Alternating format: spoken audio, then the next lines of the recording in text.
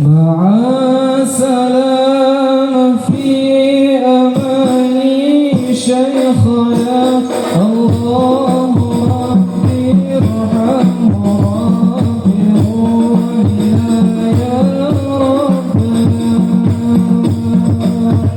مع السلامة في أماني شيخنا الله ربي ارحمه ربي ولنا يا ربنا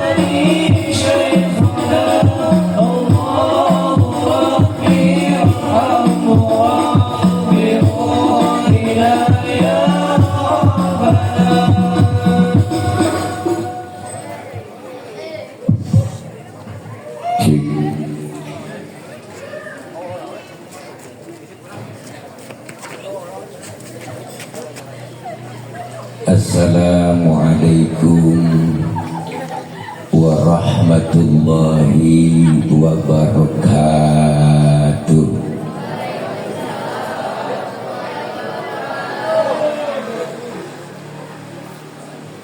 Bismillahi walhamdulillah. Alhamdulillahilladzi asra bi'abdihi laylan minal masjidil haram ilal masjidil aqsa wassalatu wassalamu ala sayyidina Muhammadin wa ala alihi wa sahbihi ahli sidqi wa tuqa. Amma ba'du, faqad qala Allah ta'ala fi kitabihil karim wa huwa asdaqul qailin. A'udzu billahi minasy syaithanir rajim. Wasari'u ila maghfiratin min rabbikum wa jannatin arduhas samawati wal ardu u'iddat lil muttaqin. Atau kama qala aidan fi ayatin ukhra, inna salata kanat 'alal mu'minina kitaban mawquta. Sadaqallahul aliyyul azim. Hadratil mukarramin, segenap para alimul ulama, para kiai, para asatidzah, segenap para ajengan, para guru dan para orang tua yang kami muliakan. khusus bil khusus para guru, para orang tua, di antaranya guru kami yang sama kita hormati dan muliakan, Al-Mukarram Al-Ustaz Ki Haji Wawan selaku Ketua DKM Masjid Nurus Sa'adah, guru kami yang mulia Al-Mukarram Al-Ustaz Ki Haji Incep selaku Ketua MUI, Al-Mukarram guru kami Ki Haji Dadang, Al-Mukarram Al-Ustaz Ki Haji Ogi, Al-Mukarram Al-Ustaz Ki Haji Ma'mun Istiqomah, guru kami Ki Haji Mustafa Jamaluddin Qori kita, dan hadir tengah-tengah kita Bapak Camat, Bapak Haji Yuda Azwar, Bapak Kades, Bapak Haji Acep Ganda Permana, Bapak Haji Maskur, Bapak Haji Abah Ibin, Ketua RT Bapak Haji Momon, Bapak Haji Endang Rodiana, dan segenap ketua dan pimpinan pemuda IP3B, para guru dan tokoh yang lainnya yang mohon maaf nggak kesebut namanya karena segini doang ditulisinnya, namun sedikit pun tidak mengurangi rasa hormat dan takzim saya. Segenap jamaah, para ibu, bapak, hadirin, hadirat yang insya Allah kumpul dan hadir kita malam ini dalam rangka memperingati Isra Mi'raj Nabi Muhammad SAW.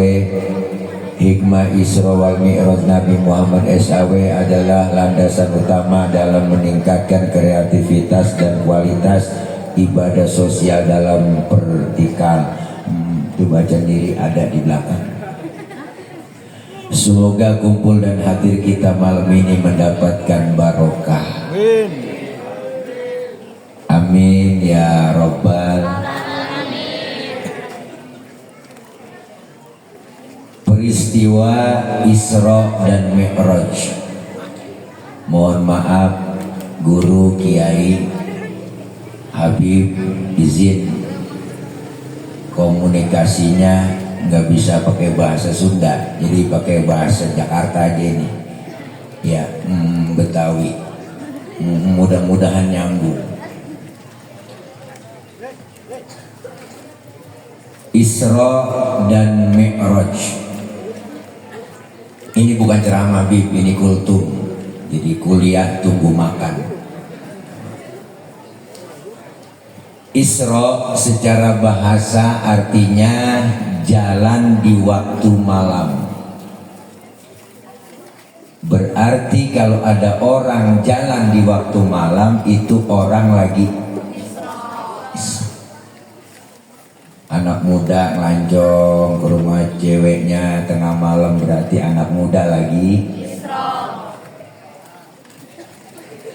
emak-emak berantem sama lakinya, kabur gembol pakaian tengah malam, berarti emak-emak lagi ditanya tetangga mau kemana teh, mau Isra. Perjalanan di waktu malam yang sangat jauh tapi ditempuh dengan waktu yang singkat. Abang Son efeknya dikurangin aja bang, mana? Ya nggak usah pakai eho. Nah suara asli. Jadi perjalanan di waktu malam yang sangat jauh ditempuh dengan waktu yang singkat. Kenapa? Karena Isra dan Mi'raj ini maunya Allah, bukan maunya Nabi. Kalau maunya Nabi nggak bakal bisa.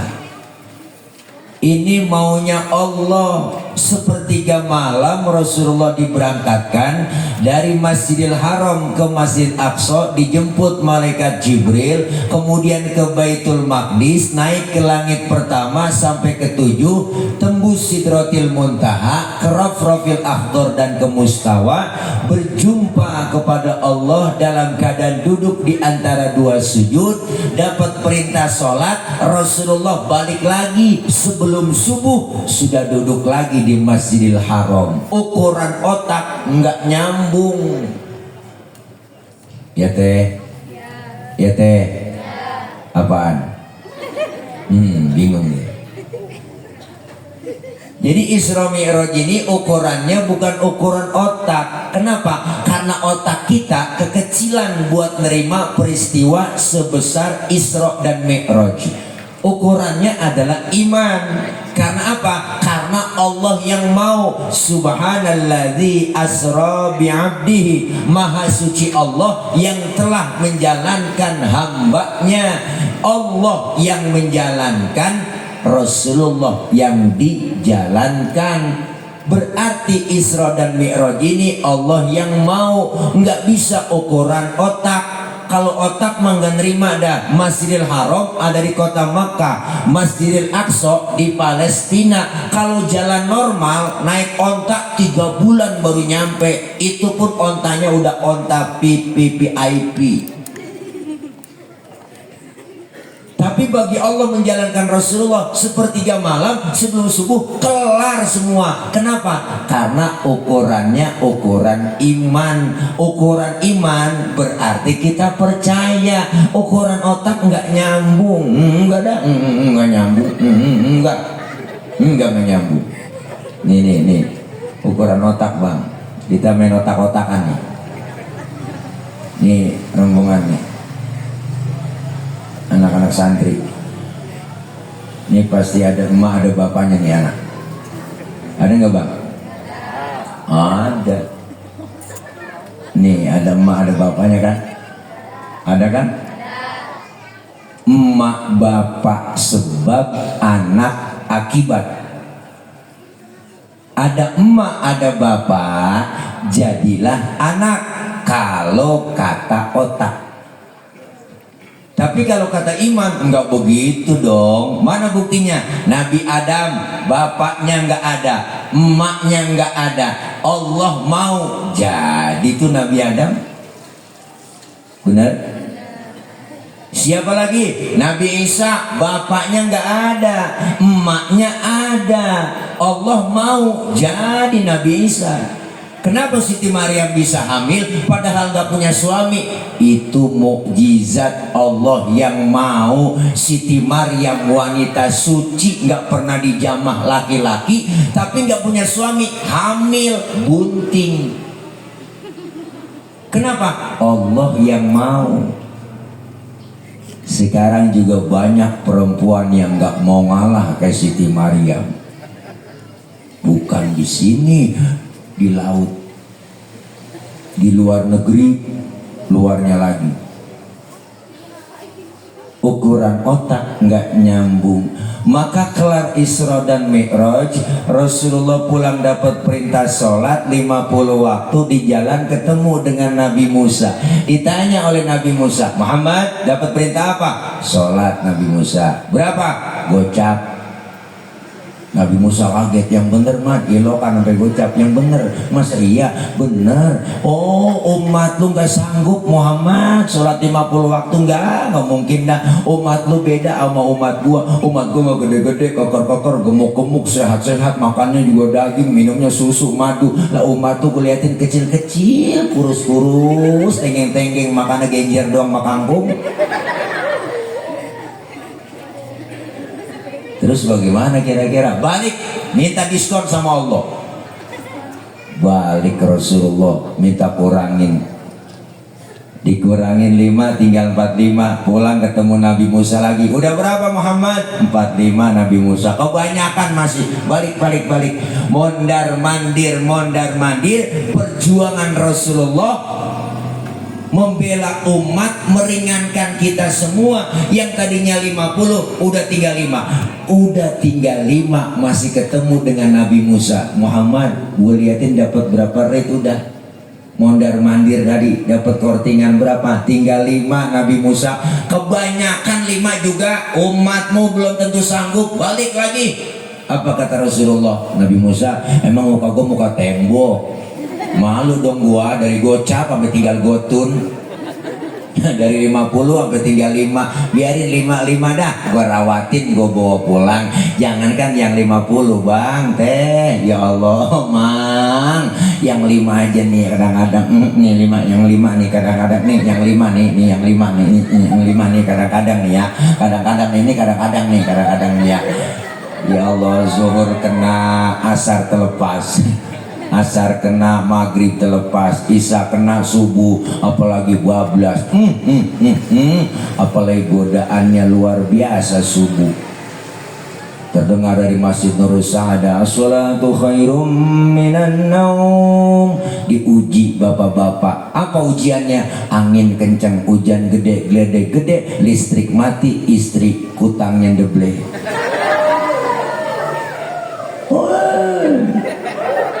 Ujian. Maka pulang Isra Mi'raj Rasulullah sebelum subuh udah duduk di Masjidil Haram. Bengong beliau Rasul, galau.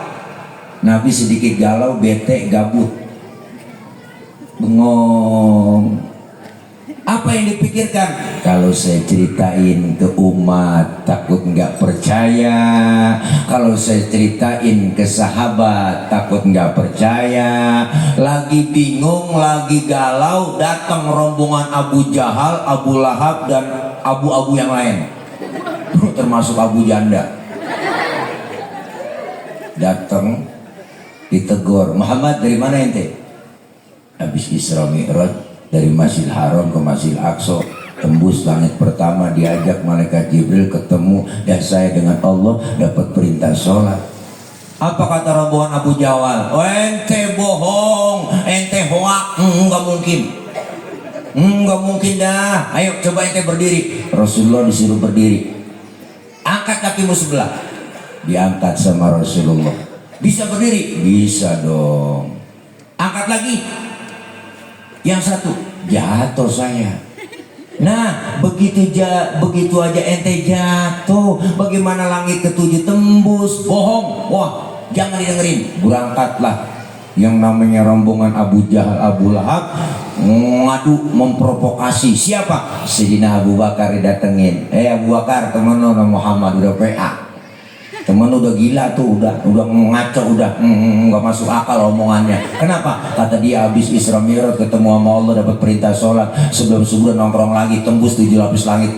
Siapa yang bilang? No, teman lu Muhammad. Apa kata Sayyidina Abu Bakar? Bener yang bilang begitu Rasulullah? Ya, betul. Kalau memang Rasulullah yang bilang begitu, lebih dari itu, saya Abu Bakar percaya 1000%. Lu ngomong lagi, wah bacok lu. Galak, tegas, luar biasa bang. Maka Sayyidina Abu Bakar dapat julukan As-Siddiq yang membenarkan Rasulullah Isra dan Mi'raj. Maka As-Siddiq itu lakob. Ini kadang-kadang di kampung saya masih banyak bang. Kalau Bilal tarawih itu sering salah nyebutnya. Al-Khalifatu awalu Sayyidina Abu Bakar bin Siddiq dibilang.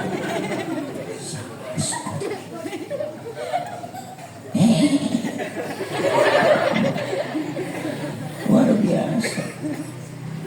Maka Isra Mi'raj ini pesannya apa? Pertama, yakni tanamkan iman yang kuat, akidah yang mantap, wariskan kepada anak-anak kita. Kenapa? Iman adalah intan paling mahal, mutiara paling berharga. Biarkan zaman berubah, akidah jangan goyah. Silahkan masa berganti, yang penting keyakinan jangan sampai mati. Tanamkan dan wariskan kepada anak-anak kita. Iman godaannya besar, tantangan iman banyak. kadang udah rapi mau yasinan malam Jumat emak-emak, ada aja halangannya, hujan datang. Itu bukan orangnya yang keluar rumah, tapi tangannya yang keluar.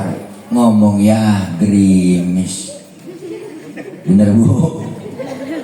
Ngomong di hati, ya Allah gerimis lagi mau ngaji, ntar juga gede manjur itu omongan.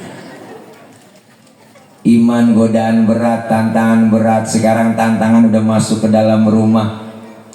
Apa yang gak ada tantangan kita ibadah begitu besar, terutama tantangannya yang disebut setan gepeng. Nih setan gepeng. Kalau udah gepeng nih setan, semua ada masuk rumah, pasti ada. Bener Bu? Emak megang handphone, bapak megang handphone, anak megang handphone. Bangun tidur yang dicari HP, mau tidur dipegangin HP. Berantem gara-gara HP, mencuri gara-gara HP, kriminal gara-gara HP. Berantem sama suami sama istri gara-gara HP, sama cewek sama pacar gara-gara. Banyak sumber penyakitnya. Kadang-kadang nama kontaknya Halimah, dinamain Halimi. Ya Allah, ujian godaan ibadah berat. Maka keimanan yang kita punya jangan sampai. Kenapa Bang? Rasulullah 13 tahun dakwah di Mekah cuma nanemin pondasi, nanemin iman kepada Allah. Artinya apa? Selalu menghadirkan Allah dalam hidup. Kalau saya sendiri, yang kedua Allah. Kalau saya berdua, yang ketiga Allah. Iman tetap tertanam.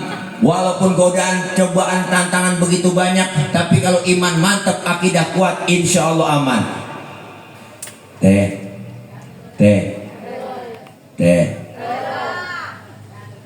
Ikan di laut berendam 3 tahun nggak bakal ngikut asin. Benar? Kenapa? Karena dia hidup. Berendam di 3 tahun di air asin di laut nggak bakal ngikut asin. Kenapa? Karena hidup. Kecuali kalau mati, tergantung kondisi, bisa diasemin, bisa digaremin. Begitu juga iman. Andaikan saja iman kita kuat, mau godaan tantangan apapun nggak bisa dipengaruhi oleh lingkungan. Bener? Bener? Ini kan kadang-kadang kita aneh. Gue mah bagaimana sesuai yang nyamper aja gue. Kalau disamper sama ustadz ya gue ngaji pura-pura alim. Yang disamper sama orang PA ya gue teler lagi. Kenapa? Mudah diasem garemin lingkungan. Kenapa? Karena keimanan mati. Tanamkan ke generasi anak-anak muda kita. Bangga di sini banyak anak-anak muda. Alhamdulillah. Nih Masya Allah, masjid ada anak mudanya luar biasa. Nurus Saada bagi tugas imam, jangan terlalu muda, jangan terlalu tua. Yang adzan anak muda. Mantep.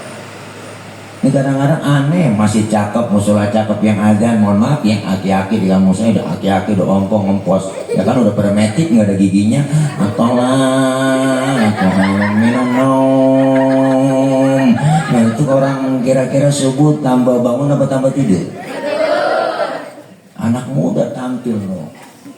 Allahu Akbar, Allahu Akbar.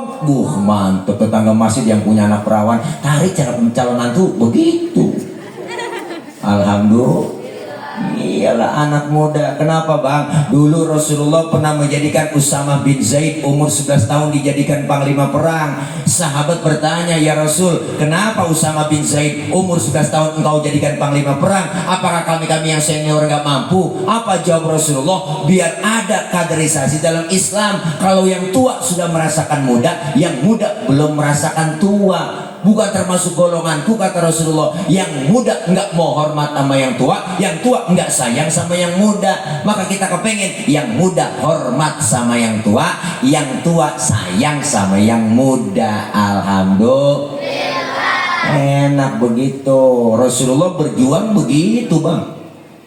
Sahabat Rasulullah terkenal ada 5. Siapa dia? Pertama Sayyidina Abu Bakar. Siapa Sayyidina Abu Bakar? Orang tua merangkap mertua, tempat Rasulullah curhat dan tukar pikiran. Orang tua yang bijaksana.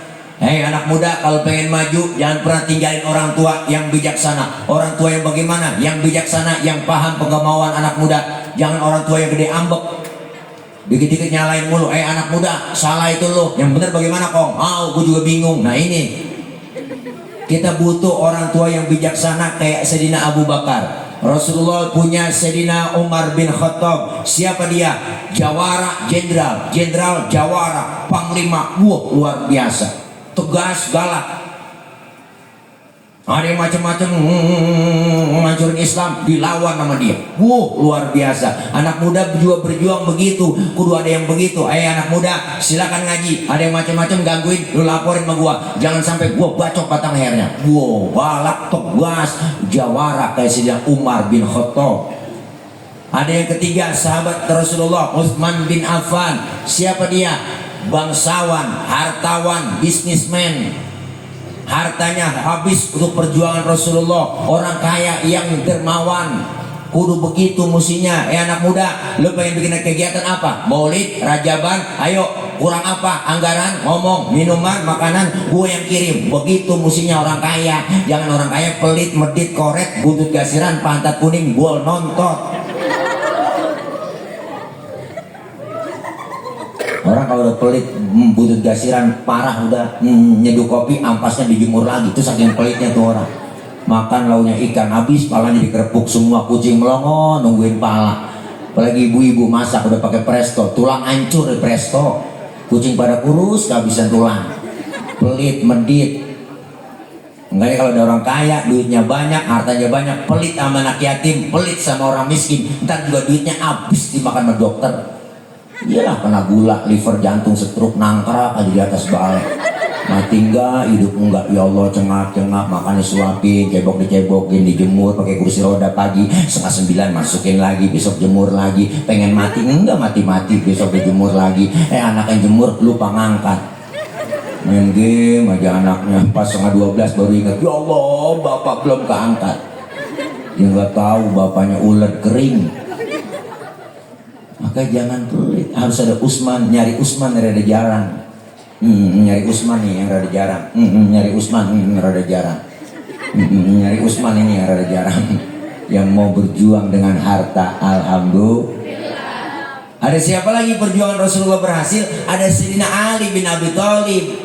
Siapa Sayyidina Ali? Anak muda yang soleh, yang berjuang, berani untuk Islam, bahkan ditaruhkan nyawanya. Kapan? Ketika Rasulullah hijrah dari Mekah ke Madinah. Besok mau berangkat hijrah, malam rumah Rasulullah dikepung, di pagar betis sama Satpol PP. Satpol PP Quraisy, bang. Wah, rumah Rasulullah habis di pagar betis. Di dalam rumah Rasul 3 orang. Ada Sayyidina Ali, ada Sayyidina Abu Bakar, ada Rasulullah. Apa kata Rasulullah? Hai Ali, kau gantikan tempat tidurku. Tidur di kamarku. Kenapa? Karena yang diincar kamarku, yang mau dibunuh aku, target utama aku. Gantikan tempat tidurku. Siap ya Rasul. Demi Allah, demi Rasulullah, saya rela mati. Nyawa taruhannya Sayyidina Ali. Anak muda yang soleh. Coba anak muda pinter, enggak begitu jawabannya. Ali, ganti tempat tidur gue ya, ntar yang mau dibunuh lu. Lah jangan saya ya Rasul, Abu Bakar aja yang tuaan. Tuh kalau anak muda pinter. Sayyidina Ali anak muda yang soleh, luar biasa. Berangkat hijrah, Rasulullah ditemani Sayyidina Abu Bakar, dikejar kafir Quraisy, dipepet terus sampai kilometer 50. Belum ada waktu itu. Masuklah, mampir di rest area. Rest area lagi. Rest areanya namanya Gua Thur. Rasulullah masuk ke Gua Thur. Sebelum masuk, Sayyidina Abu Bakar ngomong, ya Rasul, jangan masuk dulu. Kenapa? Saya duluan yang masuk. Takut ada binatang. Ntar Rasulullah ngapa-ngapa. Bener sayangnya Sayyidina Abu Bakar sama Rasulullah. Masuk duluan ke dalam gua, bersih-bersih, coker-coker, korek-korek. Allah, lagi bersih-bersih, tangannya diantuk kala jengking. Sakit, bengkak, mukanya pucat. Kalau jengking Arab beda sama kalau jengking Cianjur. Arab apa sih yang gak gede? Sakit, bengkak, mukanya pucat. Sayyidina Abu Bakar nggak ngomong, diam, takut Rasulullah kesinggung. Kan ditegur sama Rasul, ya Abu Bakar. Iya ya Rasul. La takhaf, jangan takut. Enggak ya Rasul, saya nggak takut. Wala tahzan, innallaha ma'ana. Jangan kau sedih, Allah bersama kita. Enggak ya Rasul, saya nggak sedih, nggak takut. Dan kenapa muka pucat begitu? Tangan ya Rasul. Kenapa tangan? Digigit kala jengking. Ngapa nggak ngomong, komen dong? Ya bahasa komen, like, share, and subscribe. Komen. Sini Rasulullah ambil tangan Sayyidina Abu Bakar, dibacain bismillah sama Rasulullah, langsung diludahi Rasul. Detik itu juga bengkaknya kempes. Kenapa? Ludah Nabi. Coba pakai ludah kita, mikiran bengkak. Nih makanya luar biasa sahabat Rasulullah, luar biasa. Beliau Rasul pandai menginventarisir potensi. Sahabat yang terkenal 5. Siapa lagi? Ada Sayyidatuna Khadijah binti Khuwailid. Siapa beliau? Istri Rasulullah yang jiwa raganya, hartanya habis diperjuangkan buat perjuangan Rasulullah Shallallahu Alaihi Wasallam dalam berdakwah. Butuh perempuan juga dalam berjuang. Ada Khadijah juga, nyari bang Khadijahnya. Khadijah penting nih acara malam ini. Kalau nggak ada perempuan nggak bisa makan kita. Siapa yang masakin? Ya kan. Perempuan 5 jari. Nih 5-5-nya kompak bersatu, masya Allah. Beda nama, beda fungsi, beda bentuk, tapi kalau kompak bersatu, mukul bisa, nampar bisa. Coba-coba makan pakai jempol doang. 3 hari belum selesai. Dalam 5 jari ada simbol dalam bermasyarakat kita. Siapa dia? Pertama jempol. Jempol itu simbol pejabat. Pak RT, Pak RW, lurah, camat, bupati, wali kota, gubernur, menteri, presiden, jempol. Kerjaan kalau udah dijempolin pemerintah cakep, mantap. Diginiin nyusup. Yang ini telunjuk. Siapa tunjuk? Simbol orang kaya. Kenapa orang kaya simbolnya telunjuk? Karena orang kaya kalau udah kena nunjuk rapi semua urusan. Bang, masjid bangun di sana ya. Tuh kalau orang kaya yang nunjuk rapi masjid. Coba-coba yang miskin nunjuk sembarangan. Ditekuk orang nggak model loh. Lah beda orang kaya mah lagi duduk bareng nih orang kaya bang. Duduk bareng nih orang kaya. Orang kaya kentut pret. Temennya sebelah ngomong, waduh bapak sehat. Sehat bapak ya, alhamdulillah pak udah bisa kentut. Orang kaya. Coba yang miskin kentut sembarangan, habis dibully kita. Setan lu, bangke lu, nggak punya adab bener lu, kentut sembarangan aja lu. Pindah sana pinggir kali, diusir. Maka orang kaya simbolnya telunjuk, manjur. Yang ini jari tengah, siapa dia? Simbol TNI Polri, polisi TNI jari tengah. Kenapa di tengah? Netral, ke kiri enggak, ke kanan enggak, netral, tengah-tengah. Nih, yang ini jari manis, siapa dia? Simbol anak muda. Kenapa simbolnya jari manis? Masa muda, masa yang paling manis. Biar buntung, tetap namanya jari manis. Yang ini kelingking, simbol kaum perempuan. No, the power of emak-emak. Dharma wanita, kelingking, kecil tapi antep. Jangan macam-macam sama kelingking. Ini kemana aja masuk, fleksibel. Ke hidung masuk, ke kuping masuk. Di kampung saya ngecek ayam nelor apa enggak, disodoknya pakai kelingking. Nggak mungkin pakai jempol, boros lah.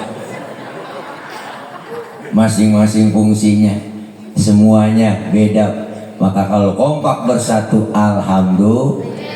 Cuman ada kelemahannya, kelingking kalau suit ketemu jempol, di mana-mana yang kalah jempol pejabat, kelingking perempuan. Jabatan kadang sering tunduk gara-gara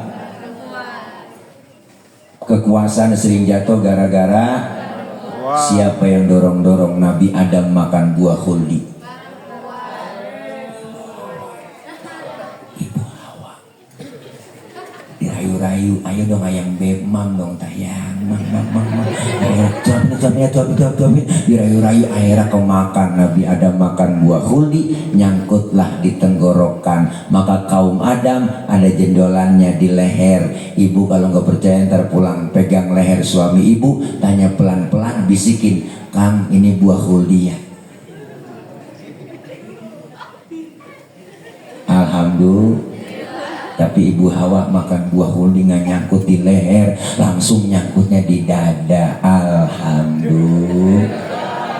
Bersyukur ibu nyangkutnya di dada. Alhamdulillah. Bayangin kalau nyangkut di dengkul, ribet urusan. Tuh, kelingking bisa ngalahin jempol, tapi nggak selamanya menang terus. Sweet kelingking kalahnya dengan siapa? Dengan telunjuk orang kaya. Perempuan nih kalau ada ngeliat duit.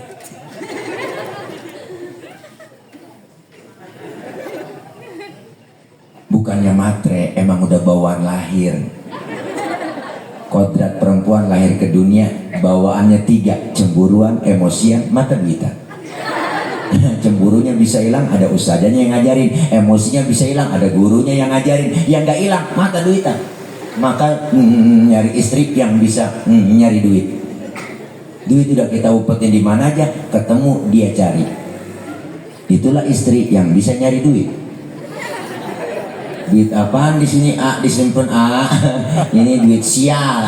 Kok sial? Iyalah, gua udah umpetin masih ketahuan sama lo. Masya Allah, kita pengen kebersamaan, kekompakan. Ayo anak-anak muda, hormati yang tua, sayangi yang tua, sayangi yang muda. Insya Allah akan menjadi berkah. Amin ya robbal. Nih iman mantep. Yang kedua, apa yang kita ambil pelajaran dalam Isra Mi'raj? Isra artinya berjalan, jalan tentunya maju, Mi'raj artinya naik, naik sudah pasti ke atas. Selesai pelaksanaan Isra Mi'raj malam ini, ibadah kita lebih maju dan meningkat. Alhamdulillah. Apalagi kita sudah penghujung bulan Rajab. Insya Allah tanggal 27 besok kita sudah masuk tanggal 27 Rajab, hampir bersamaan dengan bulan nasional. Masuk lagi bulan Sya'ban. Rajab ini bulan yang dimuliakan oleh Allah. Apa itu? Rajab Syahrullahil Asam. Bulan Rajab adalah bulannya Allah yang tuli, yang gak mau denger ada pertengkaran, permusuhan, perselisihan di antara kita. Maka Rajab ini bulan perdamaian. Dalam rangka apa? Litathiril badan, mensucikan badan kita. Jangan sampai ada kontak fisik, ribut, berantem, berselisih di antara kita. Maka kita butuh perdamaian. Ayo, bulan ini bulan silaturahim. Dengan kita bersilaturahim, ayo kita sambung yang sudah putus. Dengan sudah putus kita sambung. Orang yang rajin silaturahim umurnya panjang, rizkinya murah. Alhamdulillah. Dengan adanya peringatan Isra Mi'raj, kita malam ini bisa silaturahim. Ya teh, ya teh.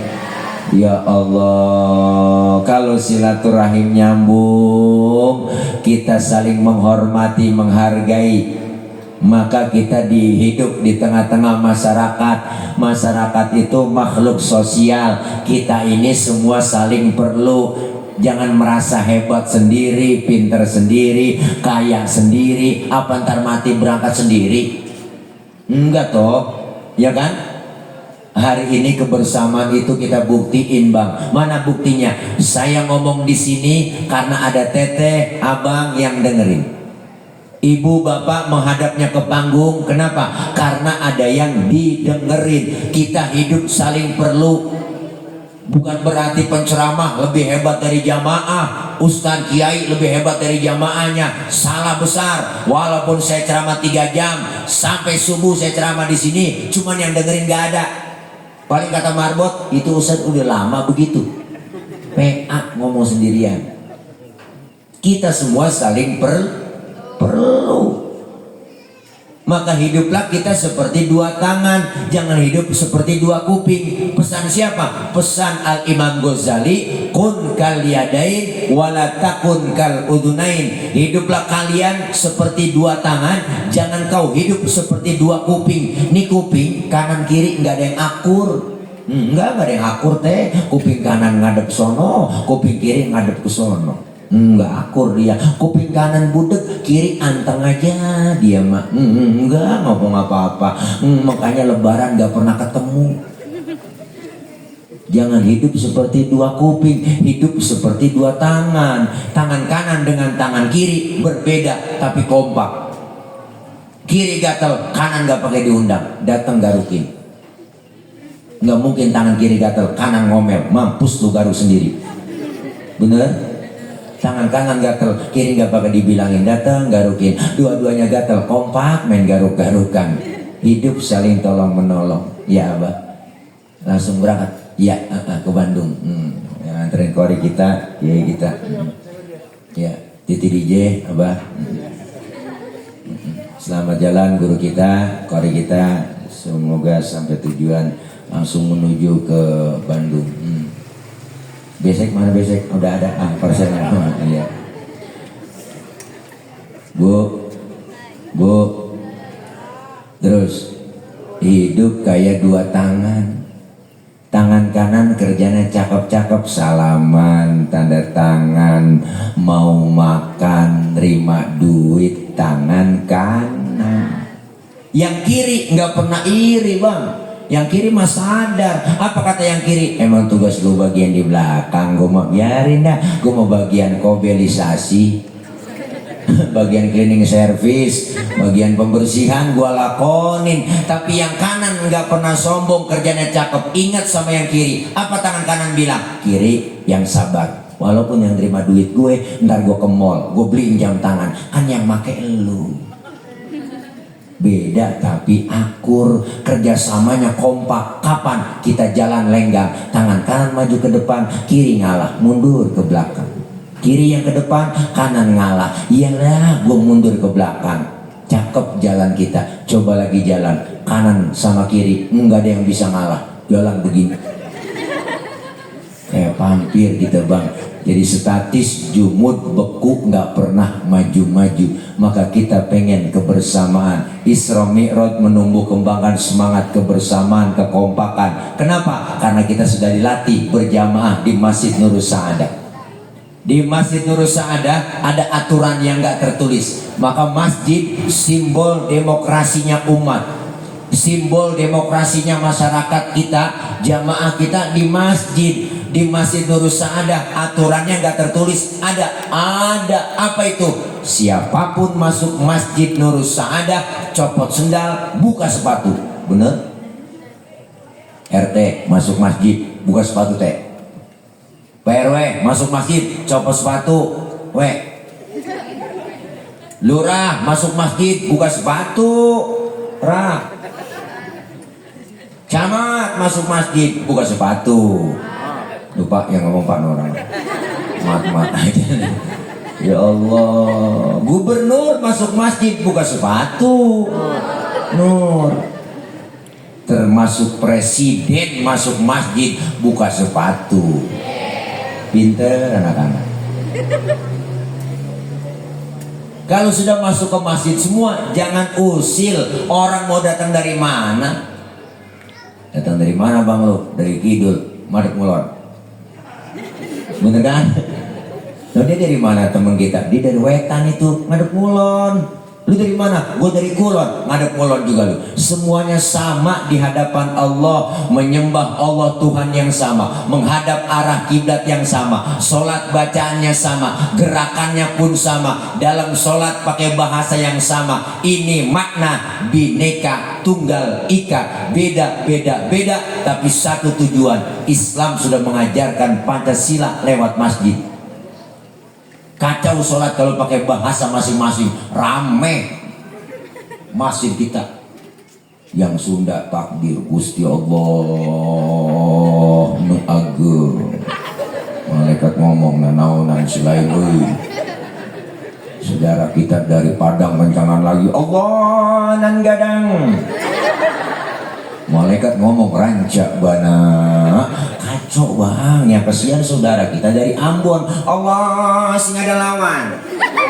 Bismillahirrahmanirrahim. Alhamdulillahirrahmanirrahim. Gak mati. Makanya kita pengen satu nusa, satu bangsa, satu bahasa Indo. Enak. Islam udah ngajarin demokrasi lewat masjid.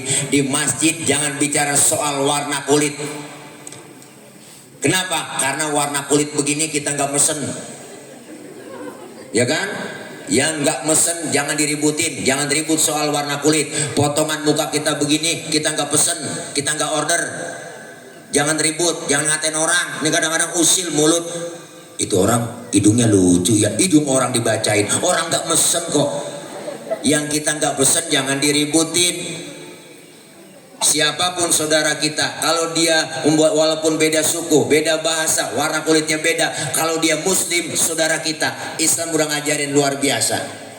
Kalau sudah masuk ke masjid semua nurus ada, apa yang kita kerjakan? Sholat berjamaah. Syaratnya apa? Dua, ada imam, ada makmum. Makmum siapa aja boleh. Pak Ustadz, dia kan bacanya nggak fase Pak Ustadz. Boleh jadi makmum? Boleh. Letih bang makmum. Pak Ustadz, dia kan tukang mabok itu. Boleh jadi makmum? Lah boleh. Emang mabok apa dia? Tuh kalau naik mobil muntah mulu. Oh mabok perjalanan lain lagi. Boleh? Lah boleh. Ketinggalan satu rakaat pun boleh jadi makmum. Maka dalam ilmu fikih nggak ada bab pemilihan makmum. Yang ada bab pemilihan imam. Imam mau mimpin orang banyak. Kalau imamnya bego, makmumnya geblek, kacau, rusak sholat. Dulu kejadian, nih dulu cerita nih di sini doang yang saya ceritain. Ini sebenarnya rahasia. Yang bilang siapa-siapa ya. Dulu tahun jebot ada 4 orang goblok. Tahu kan goblok? Bego, blow on, tolol, minum es ditiup, dikira ngebul panas ditiupin tuh es, tuh orang PA. 4 orang goblok sholat di musola, musolanya udah tua, atasnya pagar, banyak tikusnya. Yang satu jadi imam, yang 3 makmum. Pas lagi at-tahiyat, tikus jatuh pas di depan imam, gede, botak, Profesor Tikus. Lagi at-tahiyat kaget, atta tuh tikus jatuh. Batal nggak? Batal nggak? Batal. 2 kalimat berturut-turut di dalam sholat selain bacaan sholat membatalkan sholat. Temennya yang belakang nih maksudnya bagus, mau negor sang imam, karena nggak tahu ilmunya dia nyolek. Lagi sholat nggak boleh ngomong. Berapa yang batal udah? Temennya yang tengah nyikut, lu juga ngomong. 3 udah yang batal. Yang 1 harusnya selamat ini teh. Dia ngomong, untung gue diem aja. Nah, tuh orang PA. Maka nggak sembarangan nih jadi imam. Imam syaratnya pertama bacanya harus fase. Yang cadel, yang bindeng, yang swing minggir dulu. Nggak boleh jadi imam. Yang bindeng aja nggak boleh. Mau kemana lu, kualung? Enggak jelas kualung, oh warung. Bapak lu sakit, meninggal, innalillahi, meninggal, oh mendingan, dengaran kita meninggal. Yang fase, Pak Ustadz, di kampung saya ada 2 orang fase ini. Bagaimana cara milihnya? Kalau sama-sama fase, syarat fikih yang kedua jadi imam apa?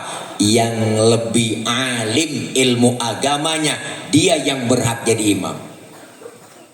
Yang lebih alim, yang lebih tahu maunya makmum, begitu kira-kira. Makmum itu kepengennya nggak muluk-muluk. Apa kepengenan kita jadi makmum? Imam, lu kalau sholat bacaan lu jangan panjang-panjang. Itu doang pengennya makmum mah, ya teh. Kadang-kadang tentang jadi imam, ulah sholat maghrib habis baca fatihah, baca surahnya tabarok waqiah. Makmum di belakang ngikut sih ngikut, cuman kan hatinya ngomong. Apa yang diucapin dalam hati? Gua kapok sholat melulu. Bener? Tuh makanya yang alim yang lebih tahu.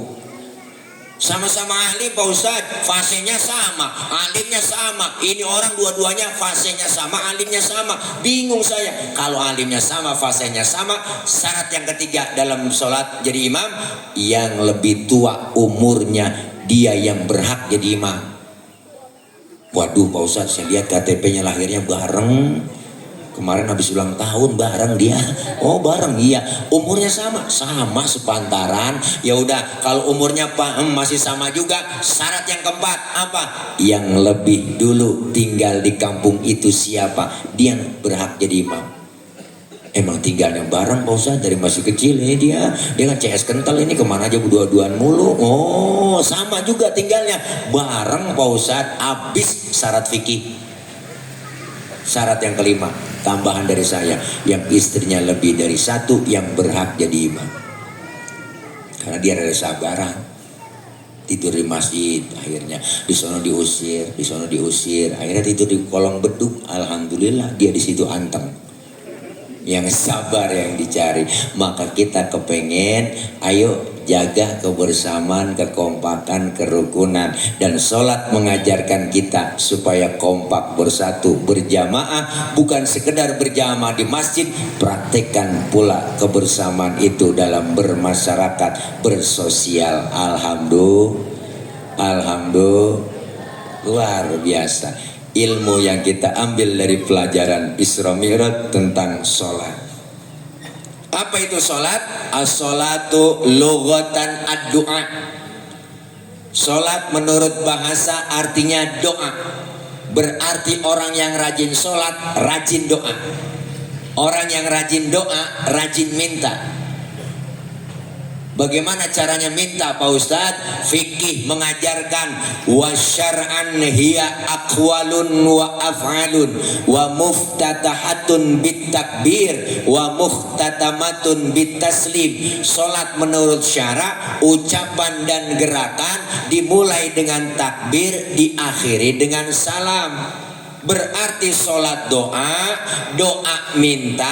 mintanya pakai ucapan dan gerakan, mintanya kudu ngomong. Maka dalam ilmu fikih ada sholat rukun qauliyah, di dalam sholat ada rukun fi'liyah, ucapan dan gerakan. Diatur tata caranya dalam ilmu fikih. Sedekap yang bagus, fikih mengajarkan wa wad'ul yamin 'ala shimal, meletakkan telapak tangan kanan di punggung tangan kiri. Naroknya jangan di atas dada, jangan di bawah pusar. Naroknya di bawah dada, di atas pusar, pas tengah-tengah. Perempuan, ibu, teteh, ketika sholat berdiri kakinya harus rapat.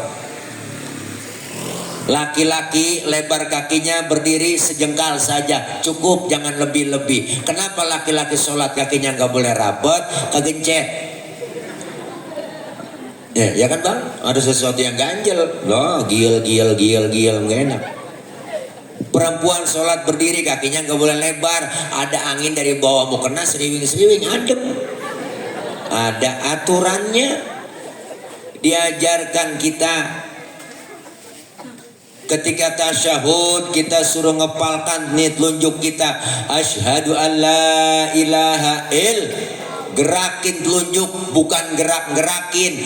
Kalau gerakin sekali, gerak-gerakin berkali-kali. Kenapa pakai telunjuk? Ada yang nanya lagi, bocah sekarang rada kepo bang. Pak Ustadz, kalau atahiyat kok pakai telunjuk? Bisa aja pakai jempol. Asyhadu alla ilaha illallah. Ada yang ngomong begitu. Kenapa pakai telunjuk?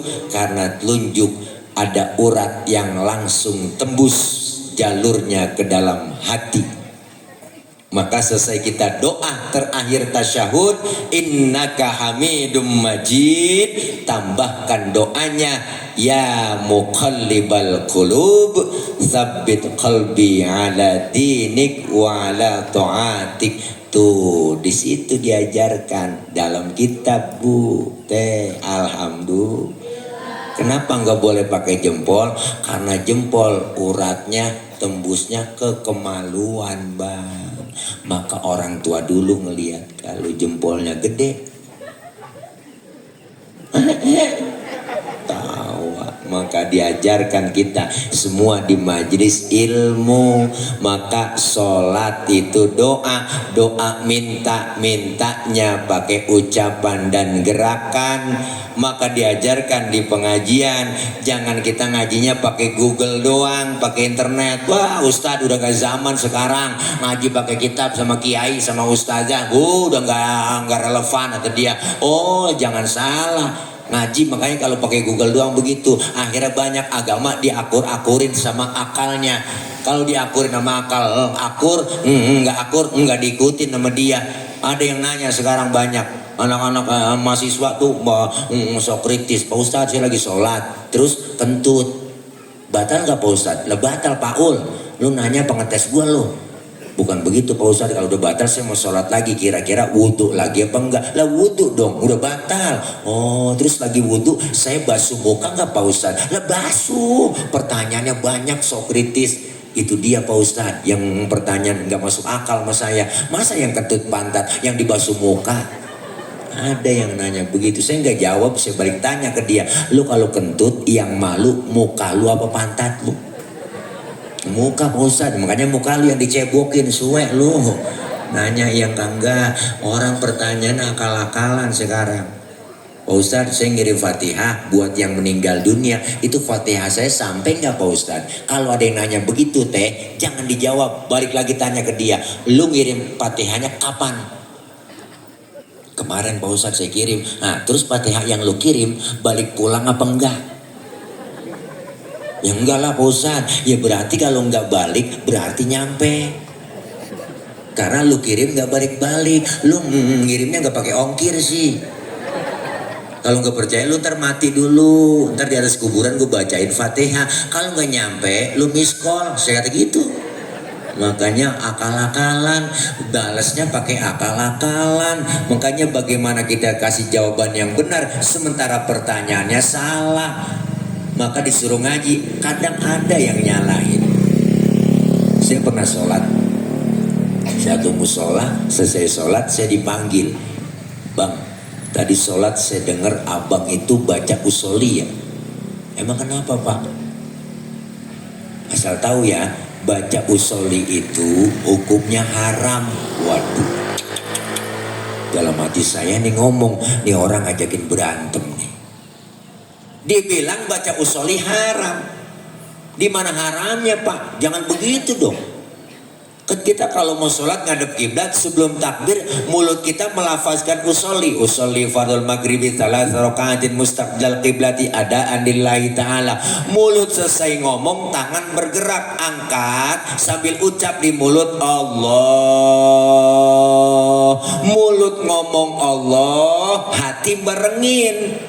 Ngomong di hati kita, sahjaku saya sholat maghrib 3 rakaat menghadap kiblat fardu karena Allah Ta'alahu Akbar. Biar sinkron antara mulut dengan hati, biar tambah khusyuk. Ini madhab Imam Syafi'i. Yang gak boleh baca usolinya habis takbir, gak boleh. Allahu Akbar usoli fardul maghribi. Ini yang PA, yang udah takbir baca usoli. Terus kalau nggak pakai baca usoli gimana Pak Ustadz? Iya nggak kenapa-kenapa, karena ngelafazkan bacaan usoli bukannya rukun dalam sholat. Udah kepepet waktu maghrib langsung aja takbir, barengin niat di hati Allah, niat barengin di hati Allahu Akbar, sah. Bahkan kalau menurut saya sebelum kita takbir dalam sholat nyanyi masih boleh bang. Ini kita mau sholat nih ngadep kiblat, sebelum takbir nyanyi, sampai hatimu begitu tega di depan mataku kau jual cinta, begitu hina begitu rendahnya dirimu rela ditukar rupiah. Betapa lemah imanmu tak mampu menahan nafsu, tak sudi tak sudi lagi ku melihatmu sampai hatimu gara-gara sebotol minuman dia jalan sempoyongan. Kelar kita nyanyi takbir dah Allah, barengin niat di hati Allahu Akbar. Itu sah menurut ilmu fikih. Kenapa saya katakan sah? Nyanyinya sebelum takbir. Cuman masalahnya di mana? Masalahnya cuman satu, kita punya otak apa enggak? Masa mau sholat nyanyi, panjul? Begitu, secara hukum ya sah, tapi secara adab, kurang adab kita. Masa mau sholat nyanyi? Benar? Makanya adab perlu juga dalam sholat. Diajarkan adab, jangan ke rumah camat, datang ke rumah kantor kelurahan pakai batik cakep keren pakai sepatu, ngadep sama Allah sholat pakai baju partai gede banget tulisannya wah di belakang, udah coblos nomor 2 pret.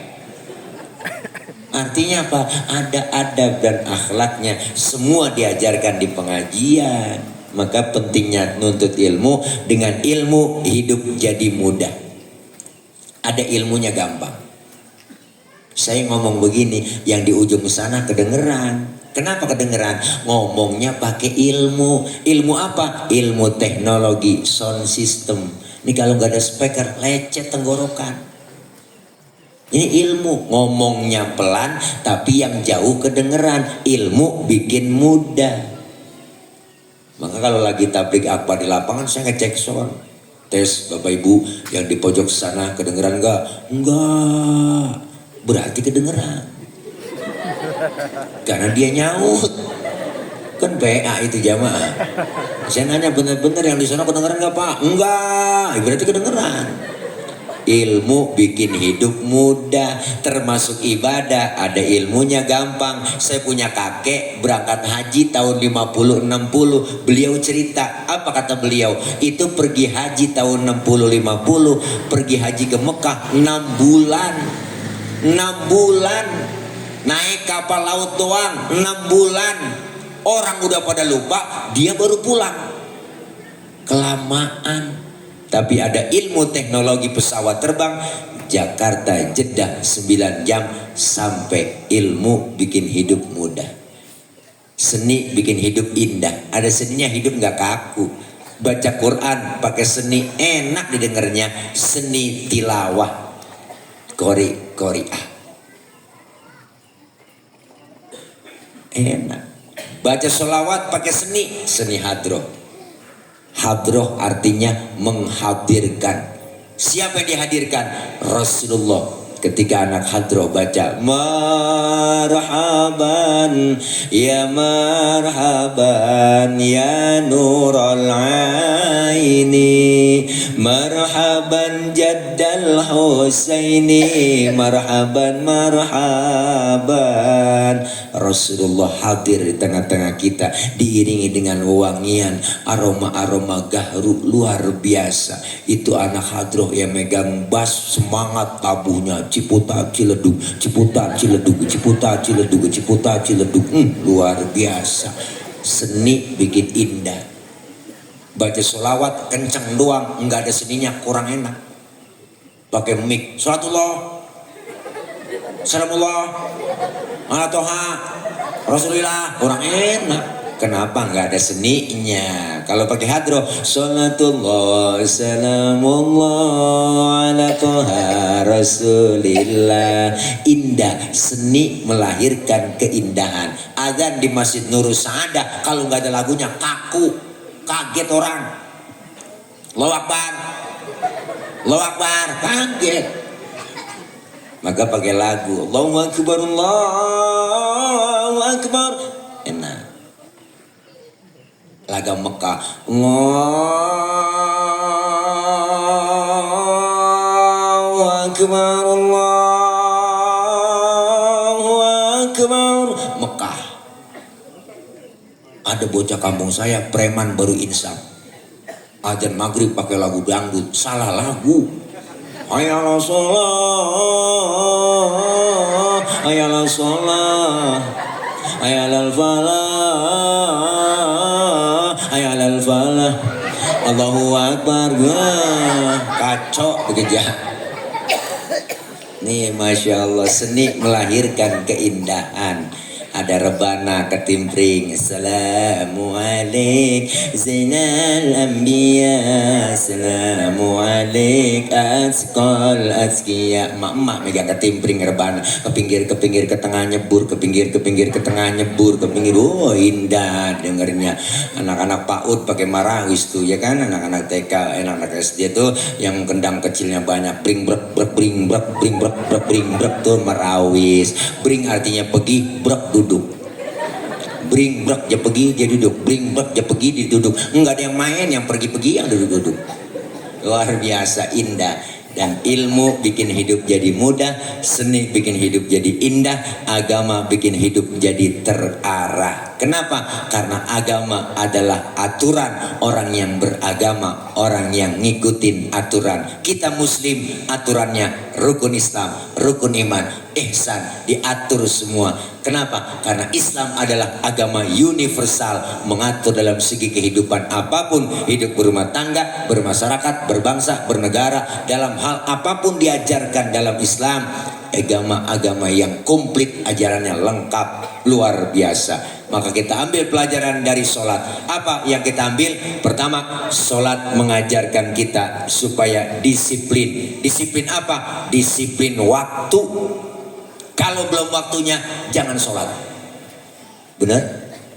Pak Ustadz, saya mau sholat zuhur jam 9 pagi boleh, PA, belum waktunya. Disiplin waktu. Kenapa? Karena waktu itu adalah berharga. Kita semua hidup lagi jalanin waktu dan dibatasin oleh waktu. Bahkan saking pentingnya waktu, Allah bersumpah pakai nama waktu. Wal asri wadduha. Ini pentingnya waktu. Disiplin waktu kita. 2024 berlalu, 2025 datang, berarti nambah itu jumlahnya. Hakikatnya kurang waktu kita hidup di dunia. Maka manfaatin, karena semuanya kita gak bakal kekal. Waktu itu cepet datangnya, cepet hilangnya. Kadang-kadang cepet. Ya Allah, rasanya baru kemarin Ramadan, udah mau Ramadan lagi. Waktu jalan cepet bang. Rasanya itu bocah masih anak-anak kemarin, sekarang udah gendong anak. Kenapa? Waktu jalannya cepat, maka manfaatin. Mumpung kita masih dikasih waktu, kesempatan oleh Allah. Karena kita semuanya gak bakal kekal. Kita lagi pada merantau. Yang namanya merantau, kita ingat pulang. Nih semuanya pasti bakal pulang. Selesai acara di sini di rumah Pak Haji Maskur, kita bakal pulang. Pulang kemana? Pulang ke rumah masing-masing. Enak gak? Enak gak? Pulang, enak gak? Enaklah pulang. Dulu zaman kita SD sekolah, ada gurunya galak, pelajarannya kita gak demen, diumumin sama kepala sekolah, anak-anak berhubung gurunya gak datang, anak-anak boleh pulang. Hore, gira. Kenapa? Karena boleh pulang. Pulang hakikatnya enak. Selesai acara kita pulang ke rumah masing-masing. Enak bawa besek, bawa makanan, bawa snack, ya kan? Ya kan? Setelah kita tinggal di sini, kita bakal pulang ke rahmatullah. Enak. Nah, lu pengen ngomong enak, takut besok. Ngomong enak, lempengan ini rada berat. Kenapa berat? Karena masih ada yang ganjel di hati kita. Apa yang ganjel? Bekal belum cukup. Kita lagi nyari bekal. Nih dunia Allah bilang permainan. Maka kita semua lagi jalanin permainan. Yang namanya lagi main, jangan pernah main-main. Kita lagi main, jangan main-main. Harus serius mainnya. Dan insya Allah kita membawa bekal menghadap Allah dengan bekal yang terbaik. Wa tazawwadu fa inna khairaz zadid takwa. Bekal yang terbaik adalah iman dan takwa. Amin ya robbal. Sholat ngajarin disiplin waktu. Yang kedua, sholat mengajarkan kita supaya tawadhu, rendah hati, jangan sombong. Di mana kita ambil pelajarannya? Teh, Neng, anggota tubuh kita yang paling terhormat kepala. Orang kalau nggak ada kepalanya bukan orang. Bener bang? Kepala kita yang paling terhormat, maka kita kalau bikin KTP di kelurahan yang dipoto kepala.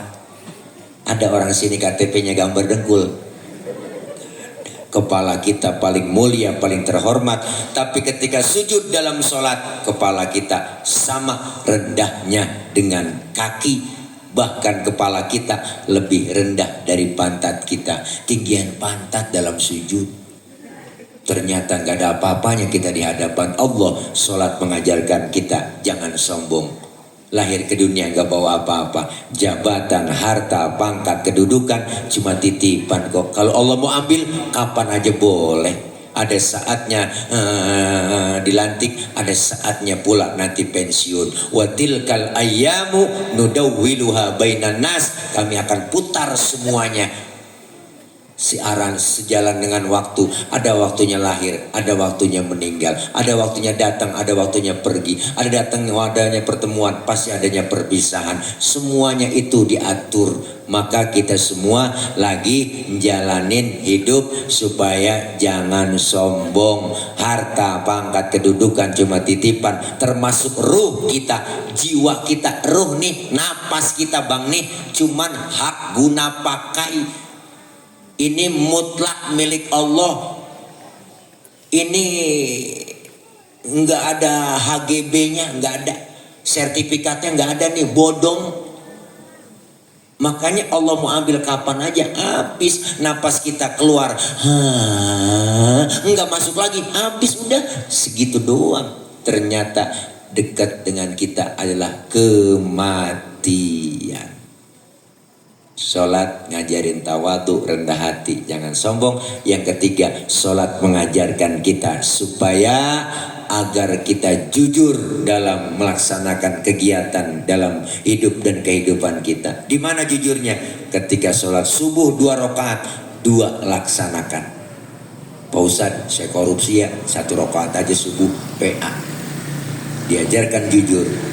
Semuanya ada atasan, mau ada atasan, ada nggak adanya pimpinan. Kalau Allah pasti tahu. Kalau saya sendiri, yang kedua Allah. Kalau saya berdua, yang ketiga Allah. Jujur dalam hidup kita. Insya Allah begitu banyak pelajaran sholat yang kita ambil. Isra artinya jalan, jalan tentunya maju, dan Mi'raj artinya naik, naik sudah pasti ke atas. Selesai pelaksanaan Isra Mi'raj malam ini, ibadah kita lebih maju dan meningkat lagi. Insya Allah tanggal 13 Februari kita sudah memasuki pertengahan bulan Sya'ban, nisfu Sya'ban. Seminggu 15 hari lagi kita masuk Ramadan. Maka beruntung kita.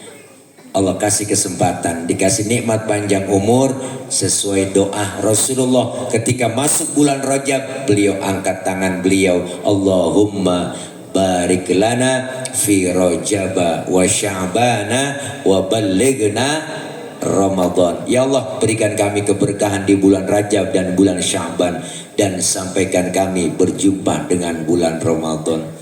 Ketika mendengar nanti seminggu sebelum Ramadan terdengar majelis-majelis tawakuf sementara pengajian, apa yang kita dengarkan, kita lantunkan, marhaban ya syahr Ramadan, marhaban syahr siyami, marhaban ya syahr Ramadan,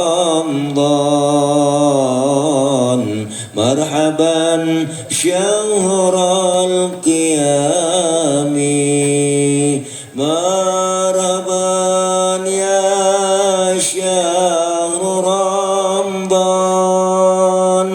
marhaban syahr siyami, marhaban ya syahr Ramadan, marhaban marhaban syahrul qiyami.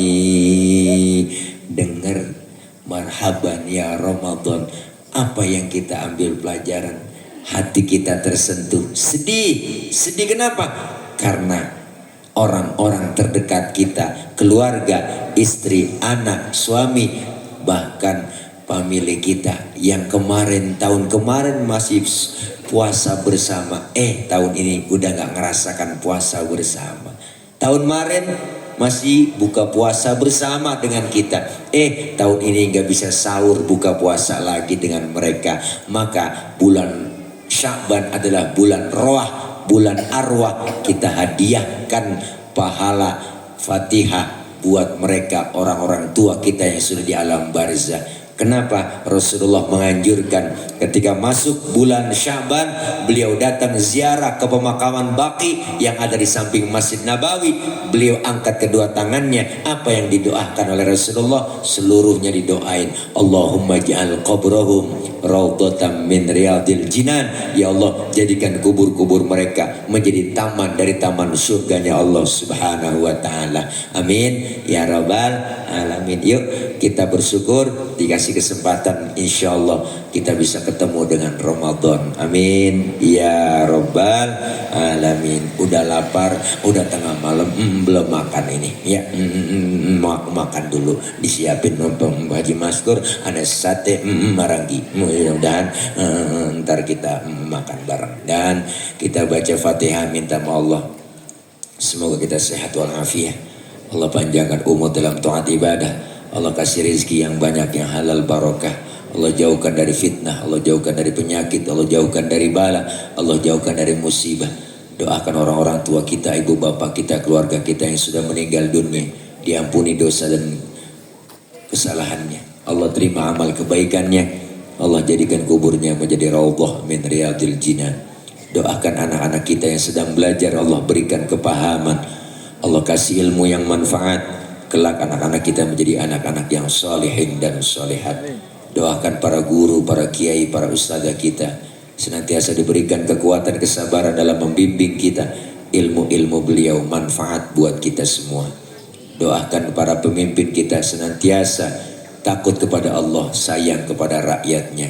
Diberikan kekuatan, kesabaran dalam melayani, mengayomi kita semua. Dan kita berkumpul malam ini berharap berkumpul kembali nanti di bawah naungan bendera Rasulullah Sallallahu Alaihi Wasallam. Kelak kita semua mendapatkan syafaatul uzma di yaumil qiyamah. Al-Fatihata ila hadratin Nabi Mustafa Rasulullah Sallallahu Alaihi Wasallam biniyatil qabul wal wusul wa ila hadratir Rasul biniyatil madhkur bisirril Fatihah. A'udzu billahi minasyaitonir rajim. Bismillahirrahmanirrahim. Alhamdulillahi rabbil alamin. Arrahmanir rahim. Maliki yaumiddin. Iyyaka na'budu wa iyyaka nasta'in. Ihdinas siratal mustaqim. Siratal ladzina an'amta 'alaihim ghairil maghdubi 'alaihim waladdallin. Amin. Rabbighfir lana wa liwalidayna amin. Ibu bapak hadirin jamaah yang berbahagia, jangan pulang dulu, nanti ditutup dengan doa oleh guru kita. Mohon maaf banyak kurang, banyak kesalahan. Maksud hati memeluk gunung, apa daya gunungnya meletus. Kalau ada sumur di ladang boleh kita menumpang mandi. Kalau ada umur kita panjang boleh numpang mandi lagi. Terima kasih. Hati-hati di jalan, yang sudah di hati kapan jalan-jalan. Terima kasih. Mohon maaf banyak kurang, banyak kesalahan. Jangan lupa anak pitik dimakan tikus, ambil plastik tolong dibungkus, insya Allah ya disiapin udah Bapak Haji Maskur ya kalau ada, kalau enggak bagaimana ke usahain juga insya Allah ya. Terima kasih, kapan-kapan kita ketemu lagi. Dari saya banyak kurang, banyak kesalahan. Akhir kalam, wallahul muwaffiq ila aqwamit thoriq. Wassalamualaikum warahmatullahi wabarakatuh.